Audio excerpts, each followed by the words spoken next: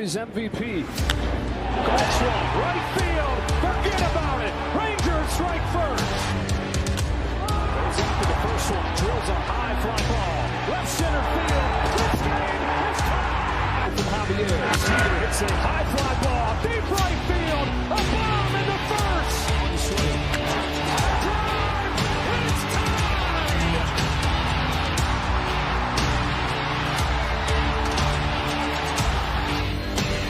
Seager smashes the ball down line. Goodbye. Now Seager to right center field. Way back there. Gone again. Corey Seager does it again. It's Texas Rangers win the World Series. The Willie Mays Most Valuable Player Trophy presented by Chevrolet. Is there any doubt? Corey Seager. Hi, and welcome to another edition of Right on Rangers Live. Coming at you, ninth inning, last hope here. Cody Freeman up to bat. Cody in a 1-1 count right now. Rangers looking to get at least a little rally going here. Give me somebody on base right now. Come on. Cody Freeman looking for his first hit of the evening, by the way. Has had a couple of hard contact, but nothing to show for it. Hey, how big is that review play looking right now? How big is that review? that review, what was it, in the second or third inning? Whatever it was. How big is that right now? Freaking replay, man. Every night it's something. Freaking replay. Come on. All right, foul. Pitch number 5 going to be incoming. Cody hanging tough. Puts the ball in play a lot. 133 average on the year, slightly below Jock Peterson, 148. Jock, by the way, now at 200 ABs on the year. 148 average through 200 at-bats. Cody's going to foul off another one here. He's hanging tough, 98-mile-an-hour cheddar. And he's able to foul it straight back. Yeah, he did look safe. He really did. He really did look safe.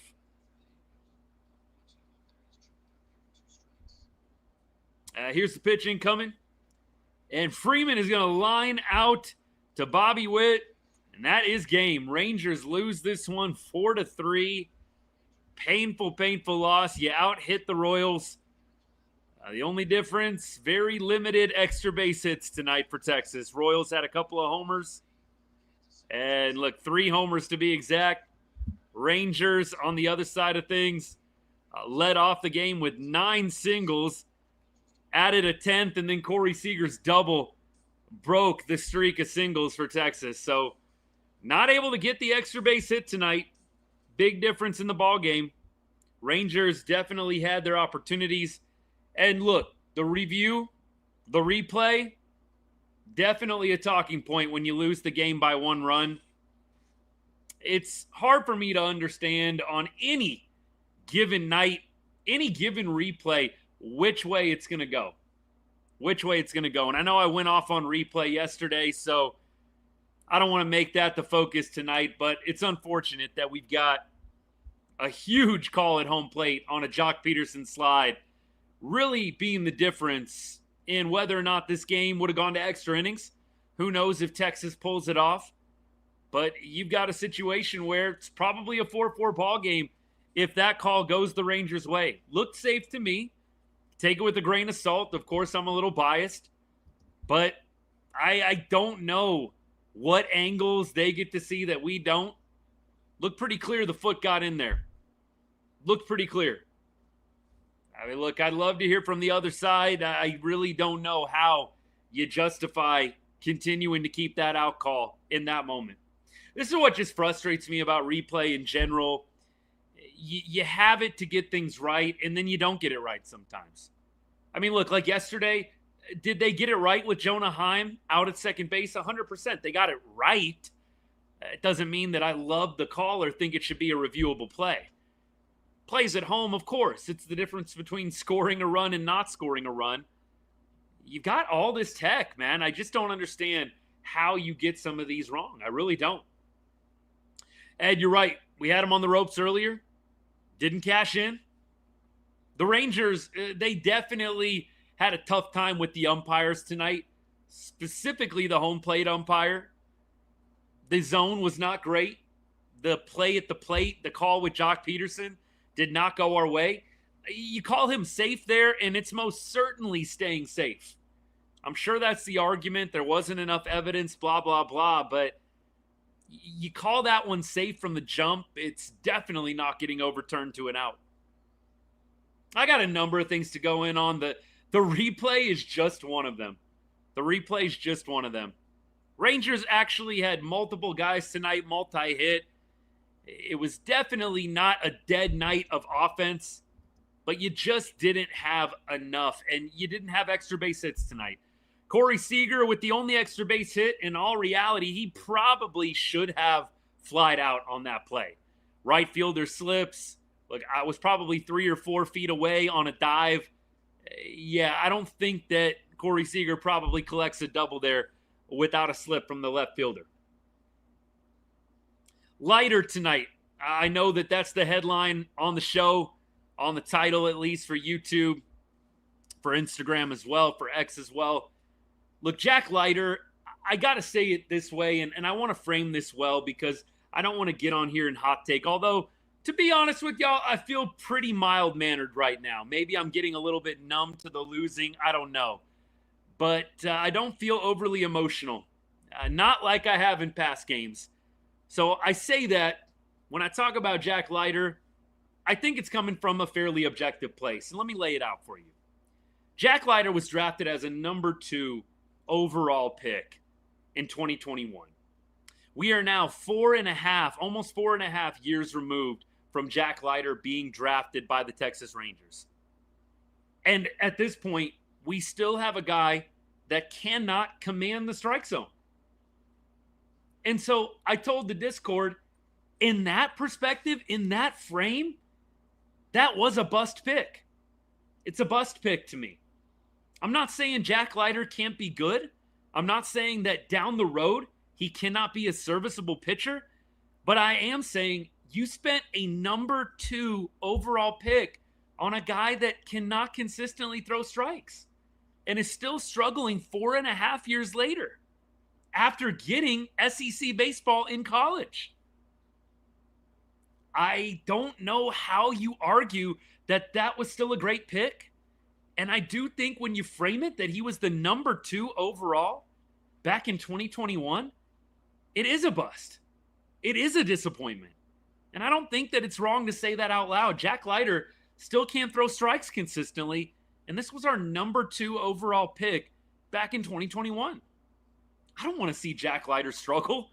I'm not here trying to bash on the guy, but it is what it is. We have a guy that looks like a number 3, number 4 at best right now. Arguably has the stuff to be great, but can't put it all together. It's disappointing to me that your number 2 overall pick, who had SEC college baseball under his belt, pitched at the highest level of college ball in the College World Series, pitched really well at that level, by the way. And now, 4.5 years later, here we are. Look, I know that there's a lot of Jack Leiter truthers, eternal optimists. I get it. I like Jack Leiter a lot as well. I don't think that he's trash and can't contribute on a big league roster. I think he can. But my point to you is, at this point, if Jack Leiter took 2 or 3 more years to fully develop, I don't know if I'm sitting there and saying it was worth it still. I mean, what are we talking about with develop? The guy can have a 3.50 ERA? Like, that's him developing? Or he actually flirts with maybe a sub-3 ERA like the number 2 overall pick would suggest.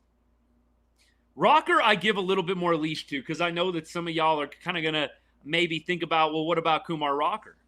Maybe some people might pop back with that. What do you say about Rocker? With Rocker, first of all, he's got a year less in the Rangers organization than Jack Leiter. Rocker drafted in 2022. Rocker also had a major injury that kept him out for a year. So in my mind, he's got 2 less years in the system than Jack Leiter does. And so, Rocker, I think you wait a little bit more before you come to a final conclusion on him. But at what point, I'm just saying, I'm genuinely curious. I know that this sounds a little condescending and a little rhetorical. I'm genuinely curious, though. At what point do all my people that defend Jack Leiter mercilessly, at what point do you start to worry? At what point do you start to get a little bit worried? Do you stop with the eternal sunshine, eternal optimist viewpoint and inject some truth serum into the conversation? At what point? For me, at this point, I like Jack Leiter. I think he can still be a serviceable pitcher. But at this point, I think you have to call the pick a bust. If you would have drafted Jack Leiter in anything really but the first round, maybe you could make an argument that he's still kind of on track. This dude's a number 2 overall pick 4.5 years in. I don't know how you can defend some of the performances that you've seen from him. And for everybody saying he's still young, I just can't go there. There's 20-year-olds coming up throwing more strikes than Jack Leiter that didn't even play in college. At what point are we going to be a little bit worried? If you are sitting online right now defending all the people that are probably torching Jack Leiter. I don't consider this a torch. Again, I like the overall outlook for Jack. I don't think he's necessarily going to be a big league ace. I would love to be wrong. I would love to eat crow. If he has a great start next time out, I think we still got to pump the brakes and look for the consistency. But that's how it works, right? What have you done for me lately? But Jack Leiter lately has not been very good. And this is year 4, almost 5 years in the big league organization. I'll leave that right there. All right, let's keep going. Leiter is a coin flip bet. I'm with you. Cole Reagan spent 7 years in our rotation, and we couldn't develop him. He leaves, and he's great. Alex, there's a point there. There's a point there. Look, I think everybody has to do some reflecting on why Jack Leiter is where he is right now. I don't know how we can be fed the line that he's on track or he's on progress. Skeebs, appreciate the gift, man. Thank you so much for the rose. Like, I don't know how you can continue to take that Jack Leiter is on progress, is on point, is right on track, because that is what some people try to tell you. When I say some people, whatever, there's nobody in particular, but you see a lot of people really get upset when you start criticizing Jack Leiter. I like Jack, but he's got to be better. This is ridiculous. You're a number 2 overall pick, and you've been in the organization for 4.5 years. Rock feels like more upside. Chad, it definitely needs to be examined. The development, the coaching, everybody's got to take a little bit of a share of the blame there for Jack not being where he's at. I mean, ultimately, he's the one throwing the baseball. You guys hear me say this all the time. Let's keep it front and center. Jack Leiter is the one throwing the baseball. The minor league coaches, the developmental guys, they don't necessarily control that. This guy is a professional ball player. He's got to figure it out. But look, at the end of the day, everybody's got to take some blame for why he hasn't popped yet. Look, I feel differently if Jack wouldn't have spent multiple years in SEC baseball. I mean, I would feel a lot differently if this was year 4 and he was fresh out of high school when he got drafted. He wasn't. He wasn't. He has the stuff. It feels a little bit mental. I don't know what he would say. I don't know what he would chalk up as being the reason. I'm sure he's going to get asked the question. It does feel a little bit mental. Look, Cole Winn, obviously Antonio bringing up Cole Winn, who was drafted back in 2018. So Cole Winn is in year 7 of the organization right now and finally showing some promise. And look, is that great? Yes. But again, Cole Winn was a first-round draft pick. You're going to tell me that it's a success that Cole Winn had to spend 7 years in the minor leagues as a first-round draft pick? I'm happy for Cole Winn. You guys know I love Cole Winn. But when you spend a first-round draft pick on a guy that needs 7 years in the minors to develop, I mean, let's just put it in perspective here. The Angels are calling up guys 3 months later, whether you agree with that or not. Shanuel and some of these other guys, and there's many other teams doing this too. Those guys are getting the call up like 3 months after the draft. I'm not saying that is the shining example. I don't think the Angels are a super well-run organization, but my point remains. You've got first-round draft picks coming up a lot sooner than 7 years. I don't want to see it turn into another Cole Winn situation. Neither do I want to see anybody taking a victory lap if Jack Leiter takes 7 years to develop. All right. Another bad day for Josh Smith. Nate Lowe got picked up by the Red Sox. JJ, good to see you, man. Look, Josh Smith, I've said it many times. I love Josh Smith. Great utility player. Outstanding. And he's done some good things for the Rangers, filling gaps when there's been injuries. He's done it back-to-back years. Josh Smith is not a leadoff hitter. Josh Smith was absolutely our best option at leadoff while Evan Carter was hurt, while Evan Carter was down in the minor leagues. He was absolutely our best option once Marcus Semien went into a devastatingly bad slump. Josh Smith is not a leadoff hitter. He's not. He doesn't walk, and the contact, when he does make it, is not routinely hard contact. In fact, it probably profiles below average if you were looking at the advanced stats. I like Josh Smith. This isn't a hit piece. Just like it's not on Jack Leiter, it's not on Josh Smith. He's just not a leadoff guy. Leadoff guy's got to walk. Leadoff guy's got to have some pop. Not necessarily home run power, but we got to hit the ball hard. He puts the ball in play. That is a positive. But he doesn't walk, and the contact is below average. And when I say contact, I'm talking about how hard the ball's hit. Josh Smith is not routinely smoking the baseball. And yes, if you look at the baseball card stats, Antonio, appreciate you, my guy. If you look at the baseball stats, they're not pretty either for Josh Smith. It's time for Evan Carter to lead off. Dan, thank you. It's time for Evan Carter to lead off. And you guys know I'm on that train. I put out the video on Evan Carter today. If you didn't watch it, check it out. Rangers now drop to 28-20 when Evan Carter starts. Look, Evan tried to do everything he could. Had a couple of base knocks tonight. Had an RBI that made it 4-2. The Rangers are a much better offense with Evan Carter in the lineup. They need to make him the leadoff hitter. It's time. That is always and has always been the long-term goal. You've got a guy that fast, that disciplined at the plate, and you've got a guy that can drive the ball out of the ballpark on a rope. Evan Carter is your prototypical leadoff hitter, and I'd like to see the Rangers make a move. Josh Smith tonight goes 0 for 4, has a strikeout. Look, Josh Smith, tough strike 3. It was painted. It was right there on the borderline. You go back to game day. It is what it is. I know that some of my boys in the Discord were saying the pitch before way inside in comparison to that pitch. I get it. I still say, Josh, you know the umpire sucks. You know that you're in a 2-strike count. You've got to protect, bro. You cannot go down looking on a pitch that close. And that pitch was close. There's too much. And the Rangers actually did a pretty good job not striking out today. Michael Wacha did not get a lot of swings and misses. The bullpen didn't either. Wyatt had a couple of strikeouts. Smith struck out. Tellez struck out. Semien struck out. That was it. This was actually a really good night for the Rangers putting the ball in play. But Josh Smith, it's time. It's time to move on. It's time to get Evan Carter in the leadoff spot, the place where he's ultimately destined to be anyways down the road.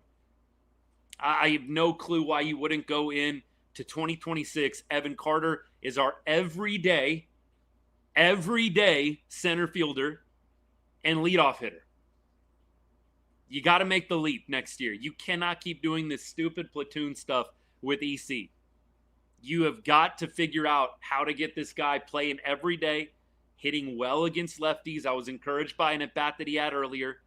It is time to get EC in the leadoff spot, and it's time to start getting him ready to be the top prospect that everybody thought he was going to turn out to be and still could become.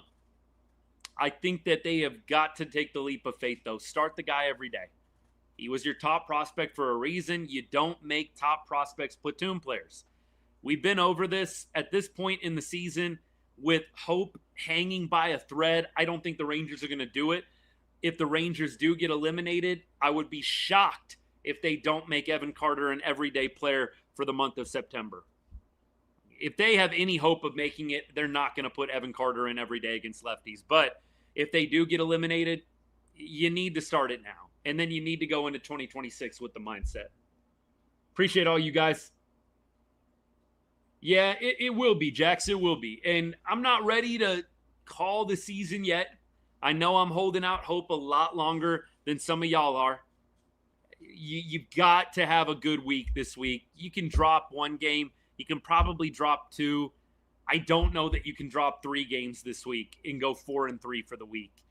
I mean, that would be treading water, but it definitely would be a huge disappointment. You have a chance to really take the bull by the horns here in the wild card race, and you just go ho-hum 4-3. I know you're on the road for 4 of the games, but the Rangers really need to go 5-2 this week. And so you don't win today and you make it that much harder. Look, yeah, I'll see you through the rest of the week. You've got Merrill Kelly going tomorrow. You've got DeGrom going on Thursday, right? Is that correct? Merrill Kelly tomorrow, DeGrom Thursday, something like that. You've got DeGrom and you've got Merrill Kelly pitching in this series. Like, that should be good enough to at least get 2 wins, and you hope you can sneak a win with Pat Corbin on the mound. You hope you can sneak a win. But at this point, I think you got to go 5-2. 4-3 would be, again, treading water. If you go 3-4, I don't know that I can sit here in front of you guys and feel super confident the Rangers are going to do anything. And I know some of you guys are already there. So you'll have to bear with me. You can tell, I hope you can tell by my countenance, it's not looking good. And I said that yesterday. It's not looking good. But I am holding out hope. Maybe they can turn this week around. But if you get cooked by KC and by Cleveland, you know, the book's going to write itself, as they say. You need to go on a win streak, Michael, 100%. You need to go on a win streak. Yeah, look, Frankie makes a good point about Leiter. Leiter does struggle not only with command, but with putting hitters away. Like that's another thing. And again, this is a guy that's been in the organization for 4.5 years, played college baseball. Like, at some point, dude, you got to figure it out. You got to figure out how to throw strikes consistently and how to put hitters away. Like, you're not going to do it all the time, but you should be doing it a little bit more than what Jack is doing right now. Look, Jack still got a lot of baseball ahead of him. He's 25 years old. I mean, this isn't a guy that's pushing 30.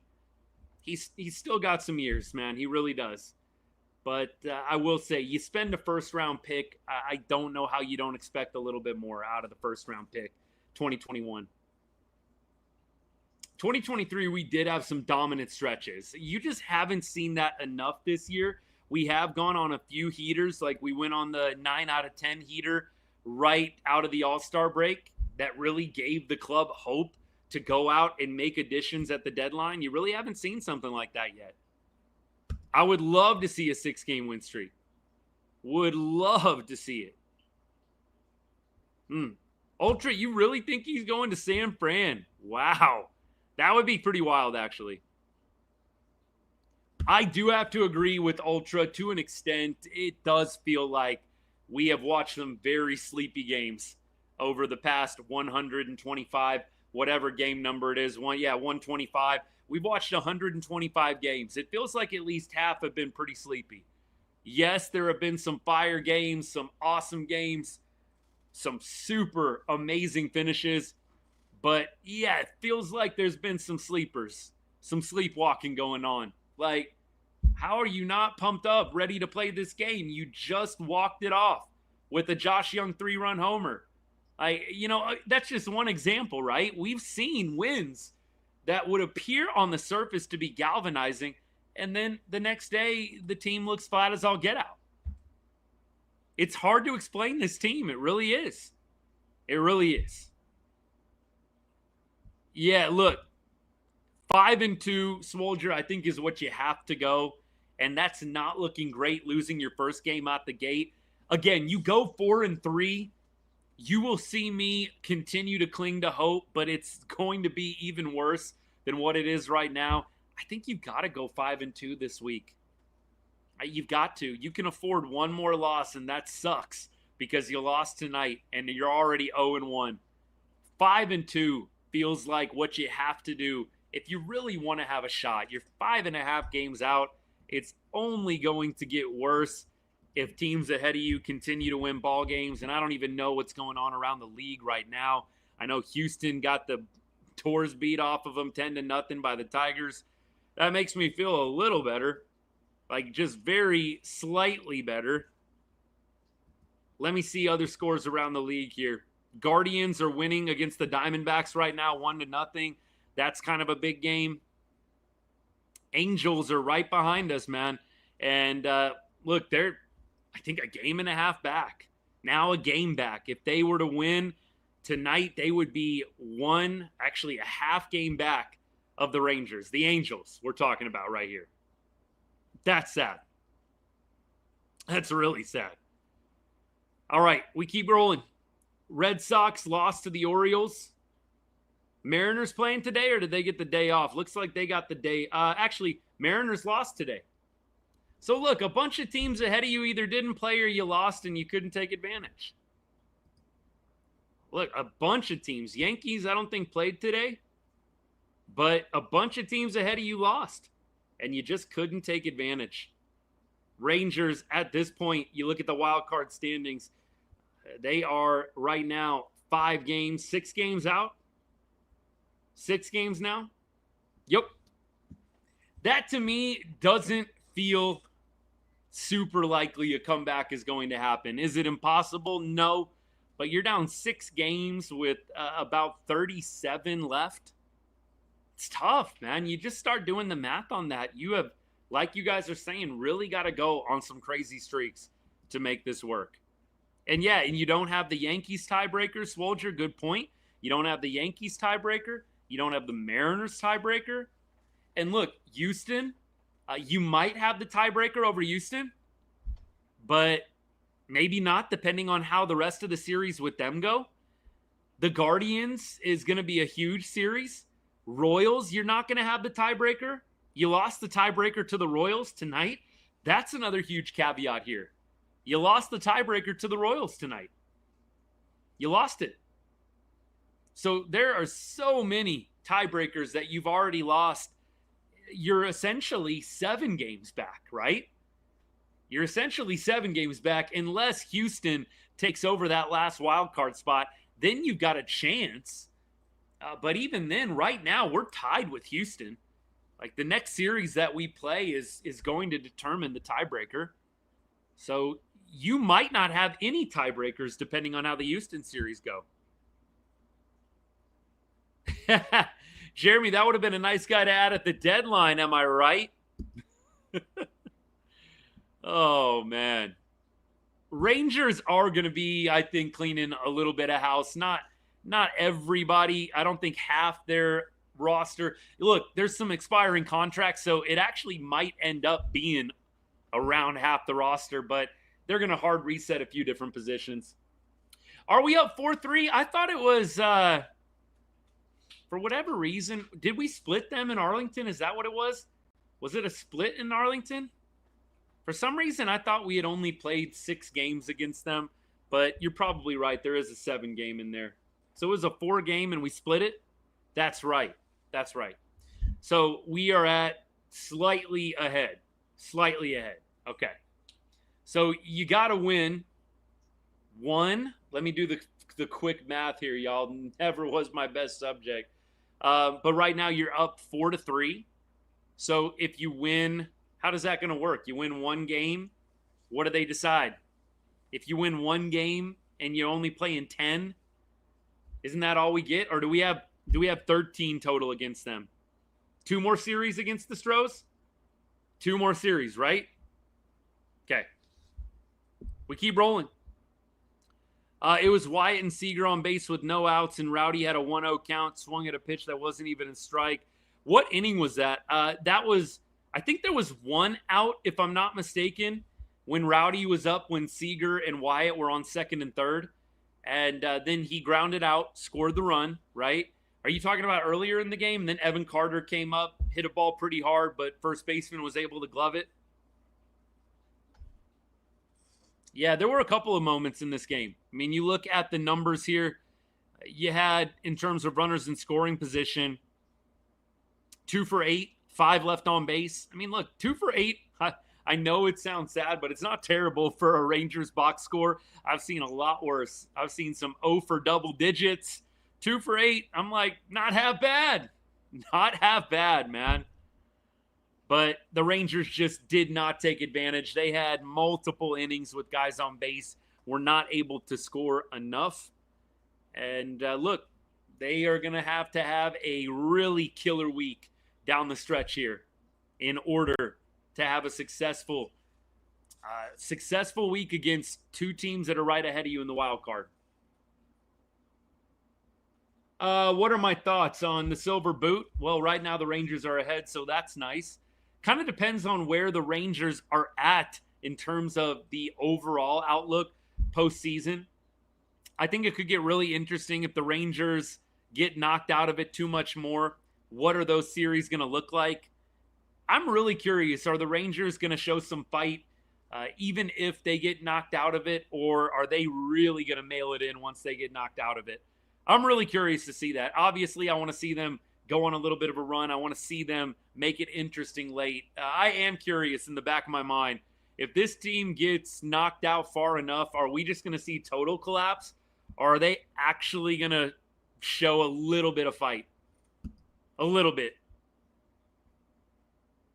Most prospects never reach their ceiling. That is so true. I mean, that is really true. Absolutely. And I just think, to be quite honest, when you have a number 1 and number 2 overall draft pick, it's tough.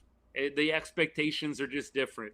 Now, somebody asked on TikTok about the 2021 draft. So I'm just going to see if in the 2021 draft, we can see who else the Rangers could have picked besides Jack Leiter. Let's just look at a few names. I'm not going to give you all the names, but let's just look at a few, shall we? Okay, so let's see. Colton Cowser, Jordan Lawler, Marcelo Mayer. Those are all guys that are pretty highly touted at this point. Who else? Kumar Rocker also got drafted, but he went back to school. Let's see. Sal Frelick. He got drafted that year. Who else? Anybody else big name? Colson Montgomery. Max Muncy. A's Max Muncy. Oh, this is a bad one. Jackson Merrill. Jackson Merrill, 27th in that draft. Jackson Merrill. That one kind of hurts. Beyond that, I'm not seeing a whole lot of other just like really eye-poppingly bad picks. But Jackson Merrill, probably the standout of the 2021 class at this point. Maybe you can throw Colton Cowser up there. I know there was the Rookie of the Year stuff, but probably would go Jackson at this point. Look, it's hard being a prospect, but for me, I think my comments about Jack are more in reference to the people that just are not touching grass when it comes to Jack Leiter. I get it. We all want to think that he's going to work out, and I think that he still can be a very good pitcher in this league. I don't know that he's ever going to become bona fide ace like the first round, second overall pick would imply, but I think he can still be a good pitcher in this league. For me, I just think the criticism's fair at this point. That's my main takeaway here. The criticism is fair. If you're a little bit down on Jack Leiter right now, I don't think you're wrong. I don't know. I just wish that more people could say that out loud. I know it's hard for some Rangers fans to speak negatively at all about any of the players, and I can appreciate it. But here on the show, it would be disingenuous to not say things like this out loud. Just call it on the carpet. It's disappointing right now. It is. Who went number 1 that year? It was the catcher, the Pirates catcher, Ford. Yeah, or Henry Davis. Sorry, Henry Davis. Henry Davis. There was another Ford in that draft that I saw, but Harry Ford, catcher for the Mariners. But Henry Davis, catcher from Louisville. That's who was drafted first overall. All right, y'all. Let's keep things moving. Let's do box score, kind of talk that through a little bit, and then we'll get into the preview for the game tomorrow. So at this point, we have a few guys that actually went multi-hit. Langford, Seager, Carter, all multi-hit. You'd really like to see those three guys be your 1-2-3 punch. We already talked about it on the show. Having Carter, Langford, Seager, 1-2-3, you'd love it. And it works out nicely. You've got lefty, righty, lefty.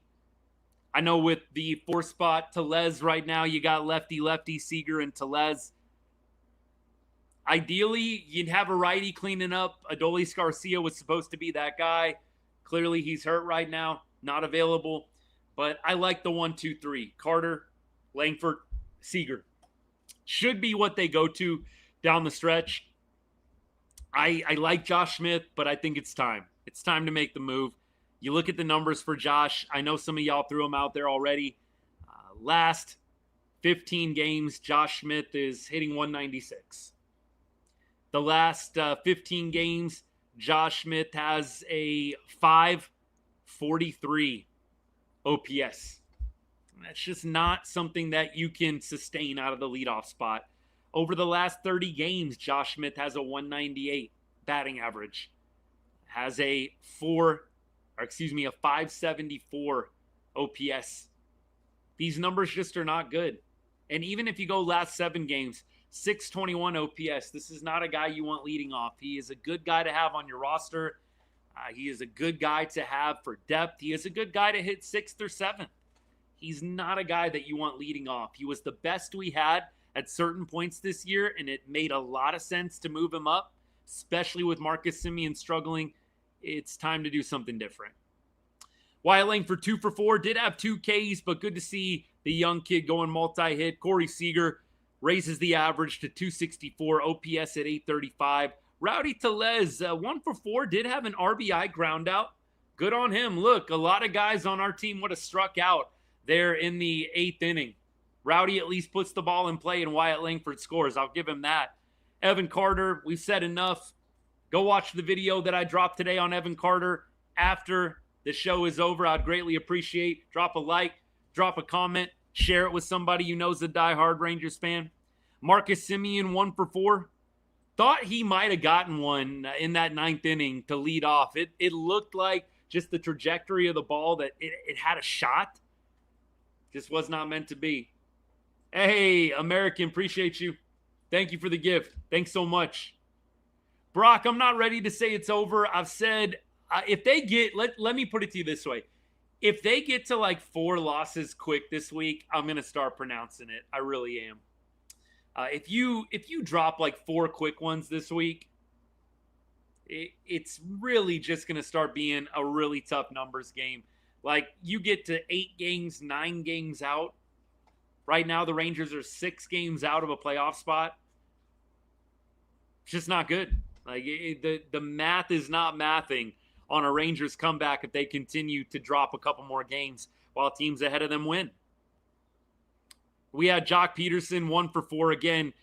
Jock, for me, you're hitting him 7th. You're paying him to hit 4th. And he's had 200 ABs now. And he's hitting a $148. I think we had some feel-good moments with Jock. I really can't say I feel like Jock is breaking through. You look at the numbers for Jock. 150 in his last 7. A 340. This is not a typo. A 340 OPS in his last 7 games.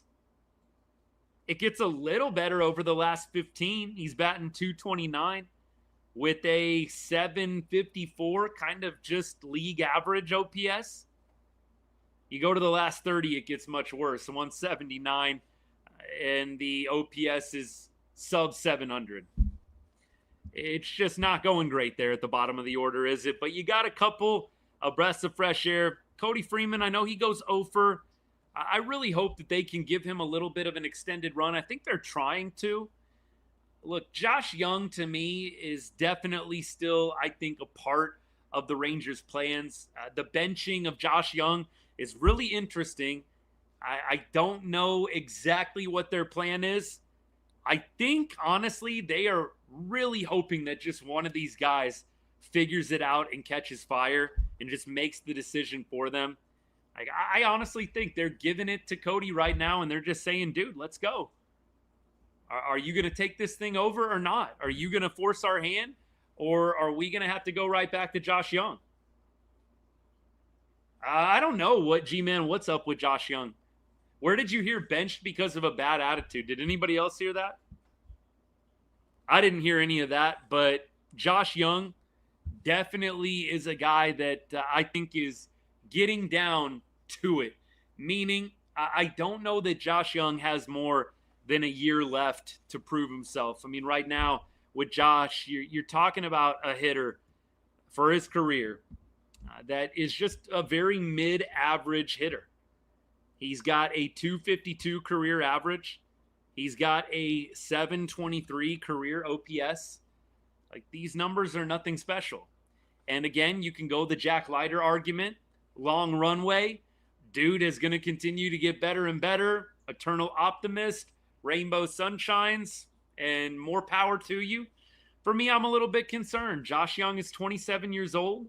He is under contract for a few more seasons. I believe he starts his ARB year next year. So I think ARB 1, ARB 2, and ARB 3 are coming up for Josh Young. It is going to start getting interesting. I don't think that this guy just gets unlimited red carpet. I think he is going to have to prove himself by next year. I kind of said this year with Jack Leiter, I thought this was a bit of a prove-it year for Jack Leiter. I think that he's shown flashes enough where he probably ended up buying himself another year, unless he just totally tanks down the stretch. But Josh Young, I think Josh has got next year. And if he's not showing you signs of or shades of 2023 when he was an all-star game starter, I don't know that he is going to be in the long-term plans.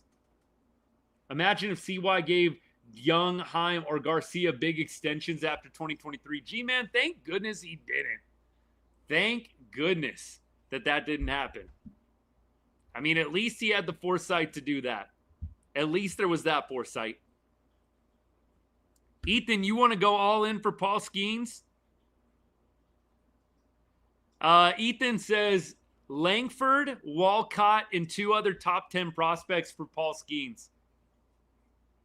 Look, I have to be honest with you, and maybe I'm just getting PTSD from Jack Leiter and from some other first-round picks that haven't worked out for Texas. Davis Wenzel, the list goes on, right? And baseball is a tough sport. It's a hard sport, and it's tough for prospects to become everything that they're hyped up to be. But I'm a little bit nervous for Walcott. I think a lot of people are treating Walcott as a bit of a savior, and I think that he's obviously having a really good couple of years down in the minor leagues. There's just no guarantee, y'all. There is no guarantee.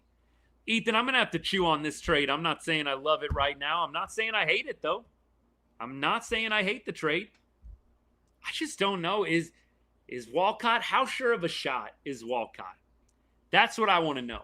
And I don't know if anybody really knows. Maybe the scouts do. How sure of a shot is Sebastian Walcott? And how much is the grade on that going to affect how you operate with trades in the offseason, with free agent signings moving forward? It's very interesting. Rumors that they could trade Young in the offseason for Arenado. Would that be something that I would like or consider? I'm a big Nolan Arenado fan, so I have to be honest about that and just show you guys my bias. I'm a big Nolan Arenado fan. You guys heard me pumping up Nolan Arenado at the beginning of the year. A bunch of people said I was crazy. He's old. Josh Young is outstanding. There's no reason to go get Nolan Arenado.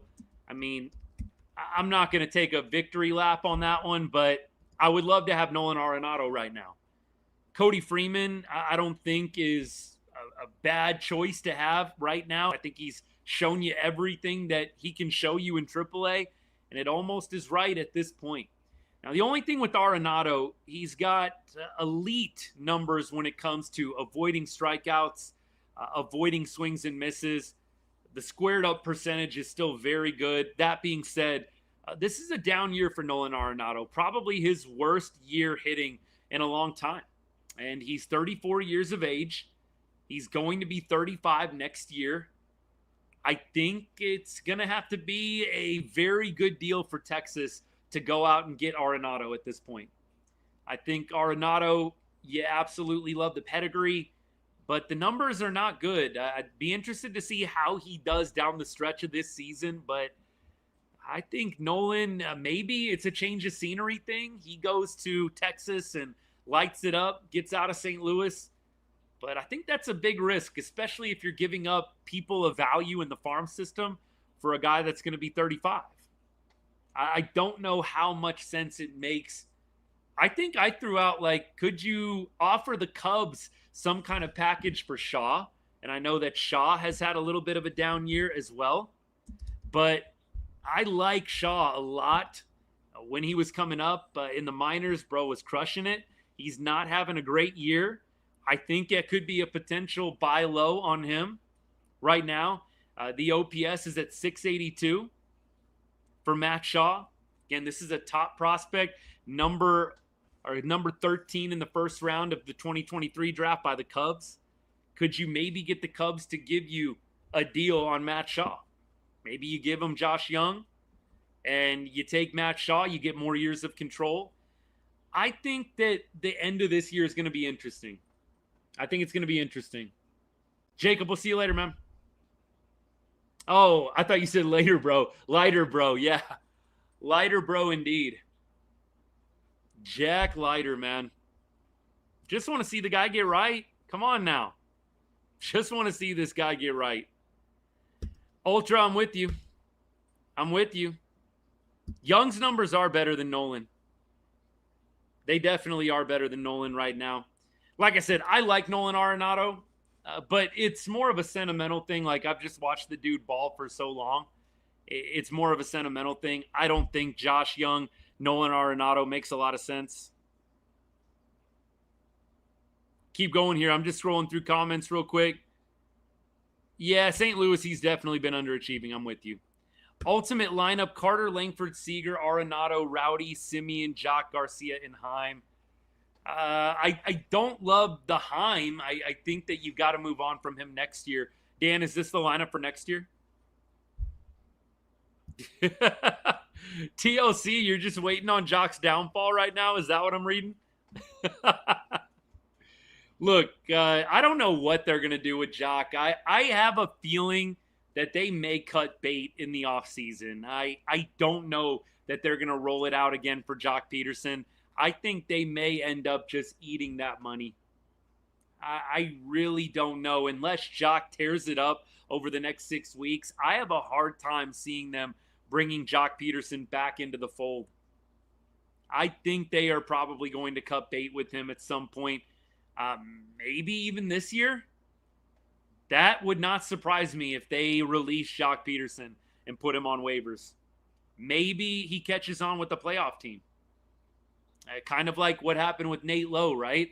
Nate Lowe was making $10 million, almost $11 million for the Washington Nationals. And they released him. Nate Lowe is going to collect that money, by the way. And he's also going to collect a nice minimum, I would assume, minimum salary from Boston. That's how it works when you have the years of service. So it would not surprise me if Jock Peterson was released and the Rangers try and save a little bit in terms of salary. And look, I don't know who would touch him, but TLC, can I ask a follow-up question? Did anybody think Nate Lowe was getting touched? I mean, Nate Lowe was like the worst offensive player in baseball this year. I mean, I wish I was lying or exaggerating. I mean, definitely, bro is like bottom 5 offensive player in Major League Baseball this year. So my thought was kind of like, if Nate Lowe's getting picked up, Jock Peterson surely would have a couple of takers. Surely. And I mean, I think this is, at this point, we're talking about Rangers are out of it, not being competitive anymore. I doubt that they drop Jock Peterson or release him if they're still in the playoff race. But if you're out of the playoff race, what's the point of giving Jock Peterson at bats anymore? There's no point to give him any more at bats in 2025. Absolutely none. So I think he might be a release candidate. It's not going to shock me. Don't be surprised. You heard it here first. Maybe. I haven't seen anybody talking about this, but it just would not surprise me if they did that. Only Jock's wife would touch him at this point. That's a good one. Hey, probably at this point, obviously, you know, Jock has got a lot of accolades in the game. He's been an all-star. He's been a big star in the game. But at this point, Antonio, you might be onto something. Yeah, I just don't think at this point they are going to give Jock Peterson any more meaningful at-bats if they get knocked out of contention. Yeah, Audi, I'm with you. Nobody, though, you know, John Gray, the ERA, look, we've talked about John Gray. 4+ ERA his last 2 years. ERA is over 7 this year. Injury history and has an injury issue that he's going through right now. I think John Gray's probably thrown his last pitch as a Texas Ranger. And we love the Gray Wolf for everything that he did in 2023 and all the innings that he ate up over the course of his career as a Texas Ranger. But I think John Gray is probably done in Arlington, maybe done with baseball. It didn't surprise me that nobody picked up John Gray. It would not surprise me if somebody wanted to give a shot to Jock Peterson. See if they can rekindle the Jocktober flames. You know what I mean? I think somebody out there would take a flyer. I really do. It doesn't mean that the Rangers are off the hook for the salary, though. If you release Jock Peterson, you save a little bit, but you're still going to pay Jock Peterson. And nobody would claim, I don't think anybody would claim the salary. I think they would wait for the Rangers to drop him outright and then make the move. Antonio, you got to have comedic relief at this point, y'all. We got to laugh at some point at some of this nonsense that's going on in 2025. Dan says, if we fall out of it, do you call up Walcott? I say no, only because you've got, I think, a number of options already. Walcott, obviously, you got to make a room on the 40-man. I know rosters expand a little bit, so we'll see what they decide to do with that. I think Walcott's still a little ways away. I think Walcott might be a next year call-up. I think he's still got some time, and he's still so young, right? This guy's, 20 years old? Like, you can afford for Walcott to be in the minor leagues for another year or two. I think Antonio's right on this one. I think you're going to be a spring training invite. Maybe an outside chance to make the roster, but probably not because he's blocked at most positions. The only way that I see Walcott making the opening day roster next year is if there's a major injury or unless the front office legitimately decides that they are going to put Walcott out in right field to replace Adolis Garcia. And the only other exception might be, like I said, injury, or you get a trade suitor for Marcus Semien. And I don't think that's very likely. So my thought is Walcott's probably actually about a year away. I think he probably comes up in August, September 2026. It would surprise me to see him before then. Walcott, I do think next year for sure.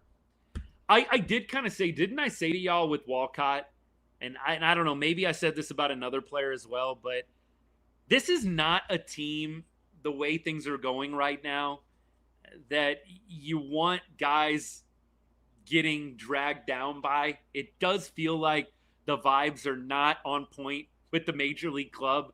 I know there's some good dudes in the locker room. I just don't know if you want to bring up some of your young prospects through this lens. Maybe you just say at-bats are at-bats, but I would prefer bringing up Walcott, spring training, a fresh start, not in the middle of a pretty tumultuous season that's seen a lot of downs and some ups here and there. I think you start fresh with Walcott next year. We'll see. I like him. I think that he is going to be in the major leagues sooner rather than later, but I'm waiting on Walcott, and I'm probably bringing him up next year at some point, maybe when rosters expand. Yeah, it definitely has elite power. The power is real. Just so young, right? And when you look at the numbers for Walcott this year, and I'll read them out because I'm sure a bunch of y'all are interested. Not all of us are watching player stat cards in minor leagues. Like, we're just not. It's hard enough keeping up with all the major league players. But Walcott is hitting 234 right now with a 700 OPS. And this is in Double A. So, I mean, does that scream major league ready to you? A 700 OPS, 234 in Double A? I would say no. And so I think for that reason, 19 years old, by the way, he's not even 20 years old yet. I think for all those reasons, you really do think about pumping the brakes, bringing him into the fold potentially at the end of next year. Outside shot, perhaps, to make the opening day roster with a spring training invite, but that's about it for me. That's about it. All right, we keep rolling. Appreciate all y'all. He's not tearing it up, Michael. No, he ain't. Starting rotation next year, cat speed, that's a good question. I think, obviously, DeGrom and Evo, and I do think Leiter and Rocker probably get put into the fold next year. It's really going to come down to that other spot that Malley is going to leave vacated. I don't think Malley is coming back. Obviously, Gray, I don't think is coming back. Patrick Corbin, I don't think Corbin is coming back either. So I think they're probably going to sign someone. Maybe they can go re-sign Merrill Kelly. I know some people are down on Merrill Kelly. I'm not. I think re-signing Merrill Kelly makes a lot of sense. I think Merrill Kelly is still a really high-quality pitcher. Could be a really good number 3 starter. There's nothing wrong. There's no shame in Merrill Kelly as your number 3. Now, what is Merrill going to command in free agency? That's the question of the hour. But I do think the Rangers would be foolish not to try and re-sign him. You gave up all the capital that you did, trading away 3 of your top 15 prospects, Hageman, Bratt, Drake. I think you've got to make a good faith effort to go re-sign Merrill Kelly. If you lose Kelly this winter, you got to go back to the drawing board and you got to go sign a legitimate third starter. We cannot be piecemealing it together because you're already going to have Jack Leiter and Kumar Rocker most likely in the rotation next year. It would really surprise me. If Jack Leiter and Kumar did not start out in the rotation in 2026. So it really comes down to that third spot. You got DeGrom, you've got Evo. Now you need to have that number 3 horse. We'll see what they end up doing. We'll see the direction that they end up taking. But that's where I'm at right now with the rotation. I think it's the same guys that we've got right now. Drop Corbin, add Rocker, and then drop Malley, add a free agent. And that might be Merrill Kelly. And I think the Rangers would be wise to go after him. Hopefully things can go really well down the stretch and they can get that done. But Merrill Kelly can sign wherever the heck he wants. And the Rangers aren't pitching him very well right now. If Rocker and Leiter, that's a big problem. Is that what you meant? If Rocker and Leiter are up there, that's a big problem? Man, I think that those guys are definitely going to improve year by year. I'd be really surprised if Leiter and Rocker don't get any better from now until 2026. I know we're down on Jack Leiter right now. I just find it really hard to believe those guys aren't going to be in the fold for next year. I think you're going to give them every chance to make the starting rotation. And only if it's going really poorly in the offseason do you think about an alternative. Yeah, that's what I mean, Antonio. Like, dude, we're like same tonight, man. Like, same wavelength. It really is kind of embarrassing if you don't have them in the starting rotation. Like, regardless of how you feel about Leiter or Rocker, you have guys that you drafted in the first round back-to-back years, and you're passing them up for other free agents. It just doesn't make a lot of sense to me. If you don't go get Kelly, yeah, there are some moves out there to be made. You're talking about a Snell. You're talking about moves like that I think could potentially work out, but I'd have to do a lot more studying with free agency at this point. A lot more. Oh, sorry. Contact giving me a little bit of trouble here. All right, let's get into the matchup for tomorrow. I think we pretty much closed things out on the game for tonight. Not that there's a lot more notable. Robert Garcia came in and didn't totally melt down. It got interesting, but at least RG came in and threw up a 0.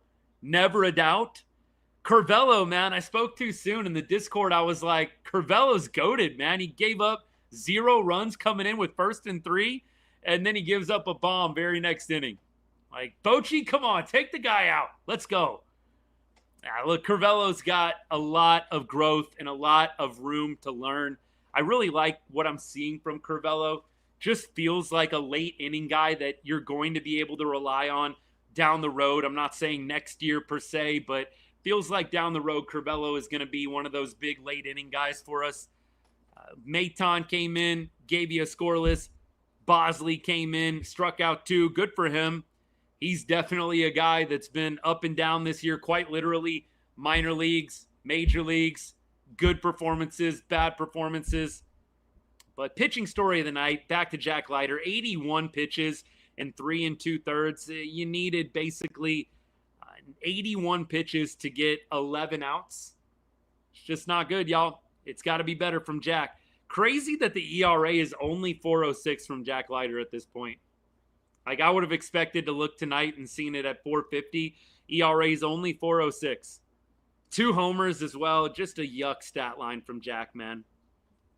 Royals, man, I know it's a Monday night, but only 12,000 in attendance in Kansas City tonight.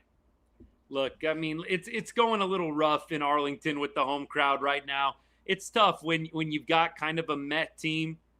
I mean, look, the Royals are kind of surging, though. It is a Monday night. We'll give the Kansas City faithful a little bit of a break. Let's keep rolling. We go to tomorrow's game, but first I want to say a special thank you to all of my paid subscribers on TikTok, paid members on YouTube. Opened that up about a few months ago. Main perk is exclusive access to our Right on Range Discord. Extra way that you can support the show. If you've been hanging out for a while, if you followed already, and you're here with us day to day, and you've ever wondered a little extra way that you can give back, you can support for all the content that we put out, I would greatly appreciate you considering a subscription, and I'd love to have you in the Discord. TikTok, just hit that subscribe button in the bottom left-hand corner. And then if you're on YouTube, I got a link for you. Did we ever figure out if this link was just stupid or if there was maybe a little technical difficulties on the individual side of things? I don't know. Y'all let me know. But I appreciate the consideration of it. There's a lot of other ways you can support the show, by the way. If you're hanging out right now, you haven't followed yet, hit that follow button. I'd love for you to come hang out tomorrow. Come hang out Wednesday. We're going to be doing this pretty much every Rangers game until the bitter end. Until the bitter end. So, look, hit that follow button. And I would also greatly appreciate, go to my videos, watch my latest video on, Evan Carter. Losing it tonight, y'all. Long day. Go like my latest video on Evan Carter. That's another way you can support for sure. Thank you so much. All right, home stretch. Let's get tomorrow's game out of the way, and then we are going to get off for the night. So we've got tomorrow, Merrill Kelly pitching. See if Merrill can get his first Rangers win, man. I definitely think he's got a shot tomorrow, but he's got Seth Lugo going against him. Merrill, by the way, 9-7 with a 3.36 ERA. Lugo 8-6 with a 3.77 ERA. Merrill should have had his first win on Wednesday, but we know how that went. We won't rehash that one. Merrill against the Royals. Only 4 guys have ABs against him. Frazier, 1 for 4. Grichuk, 1 for 13. India, 0 for 1. Yastrzemski, 217 average in 46 career ABs. Yastrzemski does have 4 homers against him. So got to look out for Yastrzemski tomorrow if you're Merrill Kelly. And on the other side of things, Rangers against Lugo. Evan Carter and Ezekiel Duran both 0 for 2 against the Royals' probable starter. Jonah Heim 0 for 2. Kyle Higashioka 0 for 1. Wyatt Langford 0 for 3. Osuna 1 for 3. Jacques Peterson. Maybe they can sit Jock tomorrow. Dude's hitting .063 against Lugo in 16 career ABs. Maybe it's a night to sit Jock tomorrow.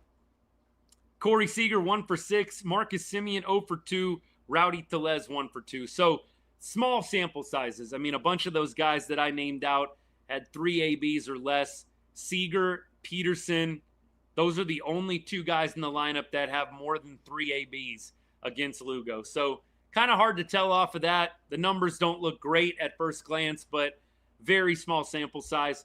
Lugo, his last several games, let's check him out. He just got roughed up against the Nationals, 4 innings, 6 earned runs, and he just got roughed up against the Twins. So Lugo has given up 13 earned runs in his last 8 innings pitched. I told y'all he had a good chance. Merrill Kelly has got a good chance to win tomorrow. Now, does that mean that the Rangers are going to do the same thing? I'd love to be able to say yes, but we kind of know how things have gone this year. So I'm not going to hold my breath, but I am going to be hopeful that the Rangers are able to break through against Seth Lugo.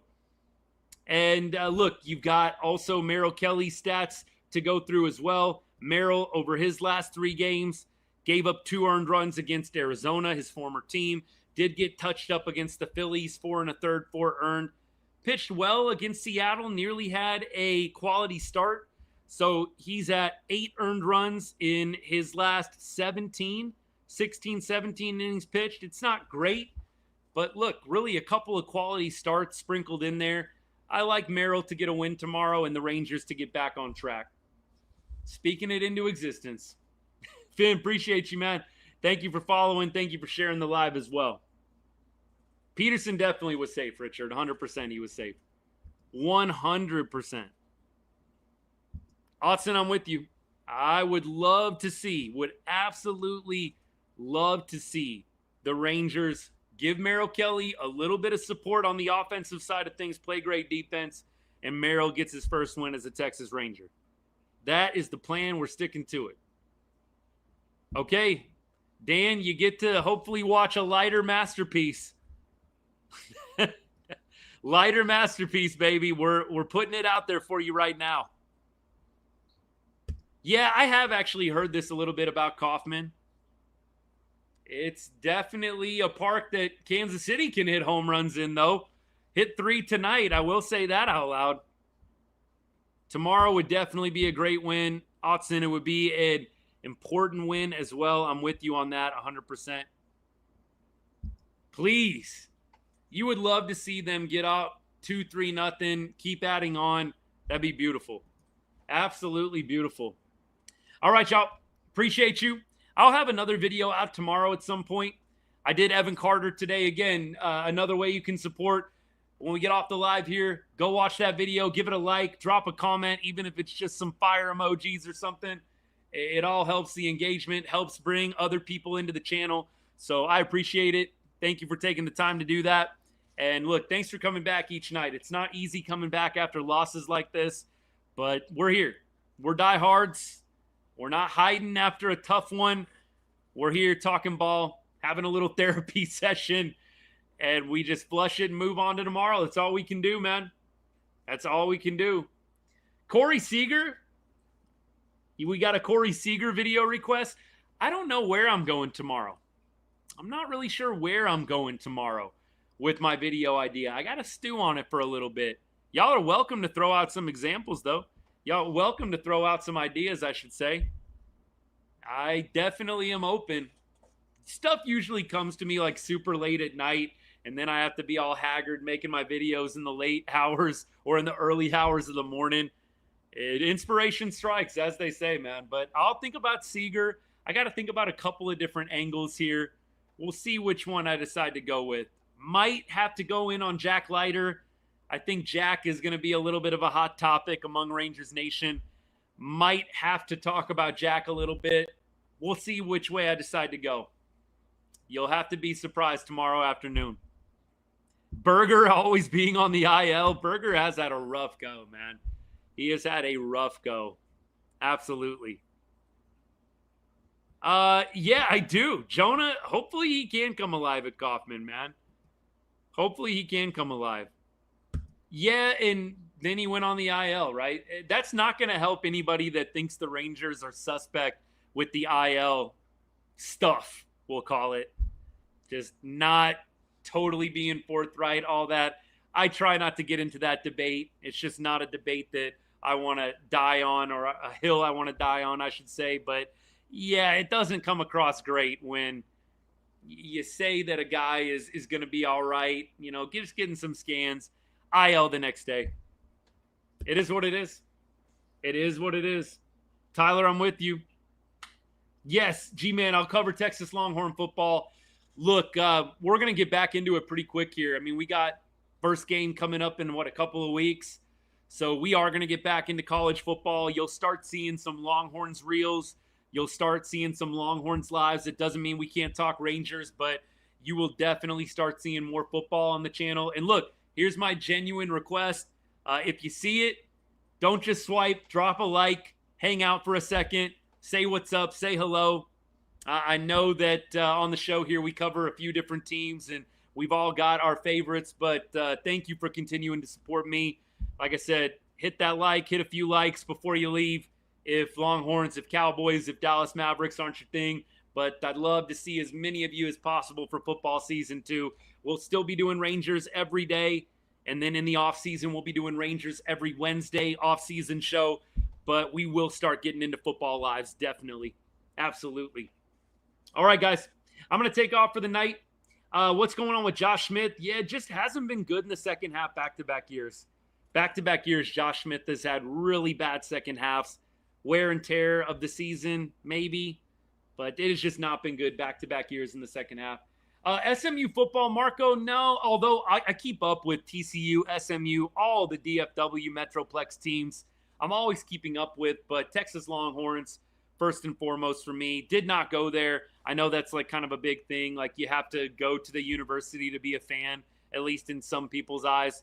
Not mine, but a bunch of my family went to UT.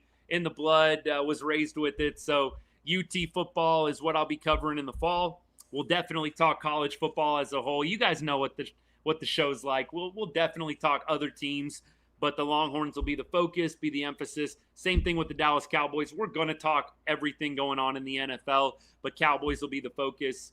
Rangers will continue to be locked in on every single game, post-game. It's going to be a busy fall. It's my favorite time of year, though. Favorite time of year.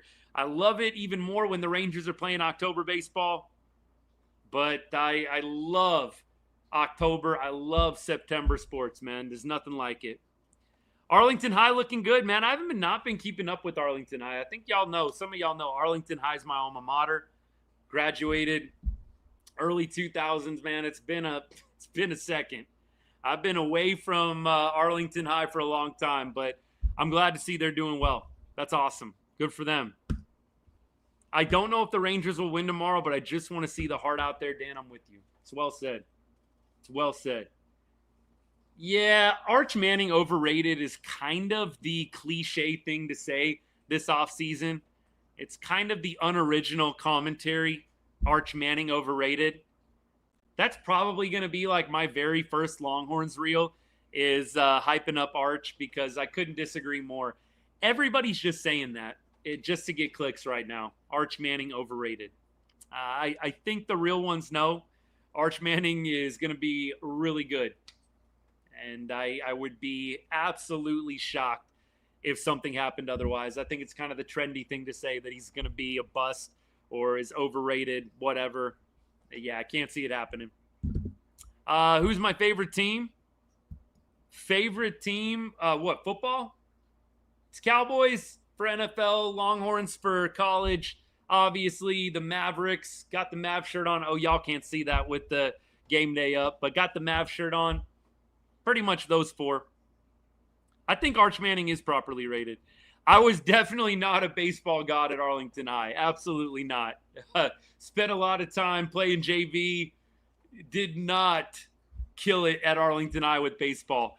Was very, very competitive. A lot of good baseball players. I love my memories on the baseball team. And like I've told you, I was fortunate enough to go to a really small school, play some college baseball too. Like I wasn't terrible, but I was definitely not a baseball god. I appreciate the vote of confidence, though, Antonio. I really do, my guy. Thank you so much. Bringing a smile to my face after a tough L. Yeah, I'd like to see him play a couple games too, but he has, right? He's been involved in some pretty big games. I mean, that A&M game where Arch was involved in, that was pretty big. That was a pretty big game for Arch Manning to step into, and he had a few big plays, scored a touchdown, converted a big 4th down, and he did get a couple of starts last year. I mean, I think some people are kind of forgetting he played last year when Quinn Ewers was hurt. So I think he's got a little bit more experience than some people are giving him credit for. Ohio State is going to be a tough one for him. Like, I'm not going to judge him off of Ohio State, but we'll see how it goes. Look, more on football later. I'm excited for it. I don't mean to tease it and then run, but we got to go get a couple other things done around the house. We've been going an hour and 15. It's a good time to go. Boomer Sooner. Oof. Oof. Come back during football season. Come back. Let's go. Let's have some friendly back and forth. That's all I got to say. Y'all know we don't run from any rivals.